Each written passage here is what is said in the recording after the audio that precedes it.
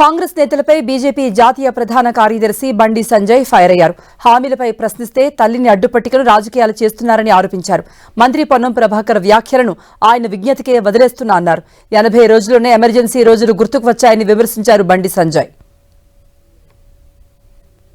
ఇక్కడ పెద్ద మనిషి ఉన్నాడు, ఆయనే నేను వాళ్ళ అమ్మని అన్నా అని చెప్పి ఏదో తప్పుడు చేసి వాళ్ళ అమ్మని అడ్డం పెట్టుకొని రాజకీయం చేస్తానని నేను ఇప్పటికైనా చెప్తున్నా.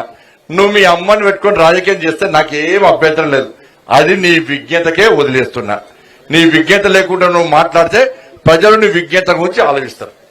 ఎవరి అమ్మను ఎవరు కించపరిచినా వాడు మూర్ఖుడక్క. మీరు బిడ్డ ఏదో అనుకుంటున్నారు, మీరు గెలిచి 80 రోజులే, 100 రోజుల లోపల 6 గ్యారెంటీ తీస్తారా లేదా? మీరు 100 రోజులలో 6 గ్యారెంటీలు అమలు చేయకుంటే కోడిగుడ్లు మా కార్యకర్తల మీద కాదు, ప్రజలందరూ ఏం చేస్తారు, కోడిగుడ్లు పట్టుకొని రాళ్లు పట్టుకొని మిమ్మల్ని కొడతారన్న విషయాన్ని కాంగ్రెస్ పార్టీ వాళ్ళు ఫస్ట్ గుర్తుంచుకోవాలి.